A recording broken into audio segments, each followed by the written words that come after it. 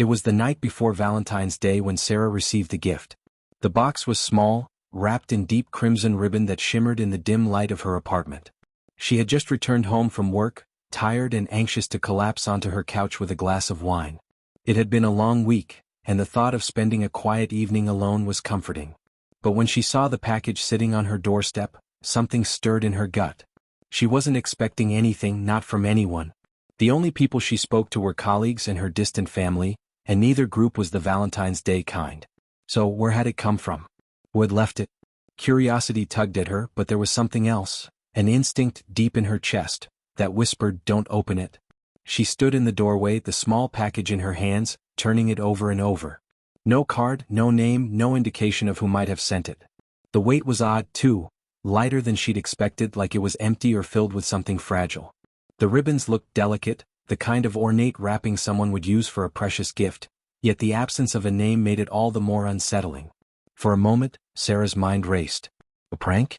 A late gesture from someone who had slipped through the cracks of her life? But as she held it, the gnawing feeling of unease in her gut grew louder. She placed it on the kitchen counter, her fingers still lingering on the smooth surface of the box. There was no harm in opening it, she reasoned. It might be something harmless, something silly. Maybe a neighbor left it as a joke. Whatever it was, it would give her something to smile about, she thought. She didn't want to be suspicious. But as her hand moved to untie the ribbon, she stopped. The silence in her apartment felt heavier than it should have. The clock on the wall ticked too loudly, as though the seconds were echoing in the empty space. A feeling of being watched crept down her spine, though she was alone. She tried to shake it off. It was just her nerves getting the better of her. Slowly, she untied the ribbon and peeled back the wrapping paper. The cardboard box inside was simple, nondescript. But as soon as she lifted the lid, an icy chill swept through her. Inside, resting on a bed of black velvet, was a small, delicate figurine of a woman, holding what appeared to be a rose in her hand. The figurine was meticulously crafted, every detail, her flowing dress, the folds of fabric, the expression on her face, was too perfect. But it wasn't the artistry that froze Sarah in place. It was the eyes of the figurine. They were wrong. The eyes were too lifelike, too wide, staring directly at her. For a brief, heart-stopping moment, it felt as though they were watching her, not just painted on porcelain but alive. Her breath caught in her throat. She reached out to touch it, her fingers trembling. The coldness of the figurine sent a shiver up her spine, but it was smooth and unyielding in her grip. Her stomach churned as she set it down carefully on the counter. This wasn't just a simple gift. There was something off about it, something unsettling. But she couldn't put her finger on it. The silence in the room grew thicker. A chill in the air seemed to follow her as she walked to the window, glancing out over the street below.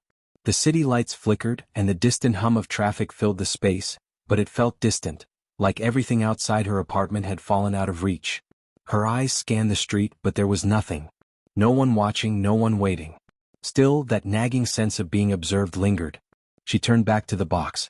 She didn't know why, but the urge to look again was too strong. She picked up the figurine and turned it over in her hands, inspecting every inch of it. That's when she noticed something strange. On the bottom of the figurine was a small engraving, etched in fine letters. Asterisk, do not open it. Do not trust what you see. Asterisk. Her heart skipped a beat. The words seemed to burn into her, sending a cold rush through her veins. She hadn't noticed them before. They were too small, too hidden beneath the figurine's delicate base. Her breath quickened. Who had left this for her? And what did it mean? The feeling of being watched intensified, like someone, or something, was just beyond the edges of her vision. She spun around, half expecting to see someone standing behind her, but the apartment was still empty. Her phone buzzed suddenly, cutting through the silence. Sarah flinched, her hand trembling as she reached for it. The screen displayed a message from an unknown number. Asterisk, you opened it. Now you have to follow the rules. Asterisk. The blood drained from her face. A cold sweat broke out on her forehead as her finger hovered over the screen. She quickly turned off the phone, but the unease didn't fade. Whoever had sent this gift, whoever had orchestrated this, knew she had opened the box. Knew that she had seen the words etched on the figurine. And that's when it happened. The lights in her apartment flickered. Once, twice, then they dimmed. The air grew colder, a bone-chilling cold that seeped into her skin and made her body freeze in place. The shadows in the corners of the room seemed to stretch, elongating like fingers reaching out toward her. The figurine on the counter shifted slightly, as if something inside it had moved. A low, whispering voice seemed to seep through the walls, barely audible at first, then growing louder. "You should not have opened it." The voice sent a jolt through her body, her knees buckling as she stumbled backward. Her pulse thundered in her ears, and the walls of her apartment seemed to close in, pressing on her chest. The air thickened and the cold intensified. The voice came again, clearer now. "You opened the gift, Sarah. Now you are part of it. You are part of the trap." She felt a pull, an undeniable force drawing her toward the figurine, as though it had come to life in her hands. She tried to look away, tried to shake herself free from the strange compulsion, but it was like an invisible hand was gripping her heart, dragging her closer. The figurine's eyes were no longer lifeless. They were alive. They were watching her. And they seemed to glimmer with something sinister. Her breath hitched. She backed away from it, eyes wide with panic. The shadows in the room grew deeper, more suffocating. She turned toward the door, but it slammed shut as though something was holding it shut from the other side. The walls seemed to close in on her, and the temperature in the room dropped even further. The floor creaked beneath her, the sound of something moving in the shadows. She reached for the door again, desperate, but she couldn't open it. The latch was stuck, frozen in place, as though the apartment itself was holding her captive. "You opened the gift. Now you belong to us." The voice echoed in her head, each word reverberating in her skull. She could feel the darkness pressing in from all sides, a weight that was too heavy to bear. And then the lights flickered out completely. The apartment was plunged into darkness. Sarah screamed, but the sound seemed to disappear into the void. The shadows around her thickened, closing in, until there was nothing left but the feeling of being trapped in a place that was no longer real. In the pitch-black silence, the last thing she saw were the glowing eyes of the figurine. The darkness was suffocating. Sarah's heart pounded in her chest as she stumbled back, her hands outstretched, searching for something, anything, to hold on to. The room had gone silent except for her ragged breathing, and the shadows seemed to grow, moving around her like living things. Every corner, every crevice seemed to press in on her, making the apartment feel smaller and smaller, until it felt like she was trapped in a box. Her eyes burned from the lack of light, and she blinked rapidly, trying to make sense of the blackness that surrounded her. But the shadows weren't just in the corners anymore. They were everywhere. The air itself seemed thick, weighted with an unnatural presence. The figurine, Victor's gift, was the only thing that seemed to glow in the darkness. Its eyes were now fully open, and they gleamed with an eerie, almost cruel light. Sarah felt their pull again, drawing her in like a magnet. The force was undeniable. She wanted to turn away, but the figurine's gaze held her, locked her in place. "You opened it." The voice echoed in her head once more, sending a tremor through her entire body. Sarah's pulse quickened. The voice was no longer just in her mind. She could feel it in the very air, like it was coming from all around her. And it wasn't just a voice. It was something ancient, something alive, lurking in the shadows of her apartment. Something that had been waiting for her to make the wrong move. To open the gift. "Now you must pay the price," the voice continued, low and menacing, reverberating through her bones. It sounded almost disappointed, like a parent chastising a child for their foolishness. "You have invited us in." The walls seemed to pulse with the words, the shadows twisting, expanding, until they seemed to wrap around her, suffocating her, blurring the boundaries between the living and something else. Her legs felt weak. The cold was unbearable now, icy fingers clawing at her skin. It was as though the temperature had dropped 50 degrees in mere seconds. Sarah closed her eyes, willing herself to think. She couldn't breathe. She couldn't think with the darkness pressing in on her from every side. She reached for the phone in her pocket, fumbling with it, but her fingers were too numb.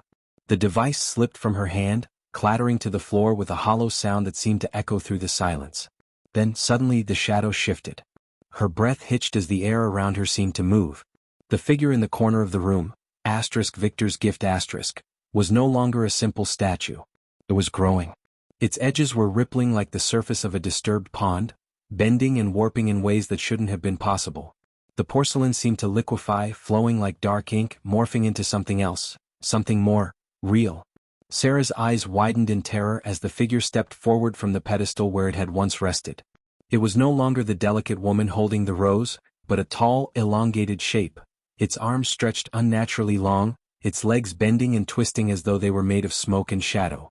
Its face was still the same, No eyes, no mouth, only that chilling hollow gaze staring into Sarah's very soul. Asterisk, you should not have opened it. Asterisk. The words came again, but this time they weren't just a whisper.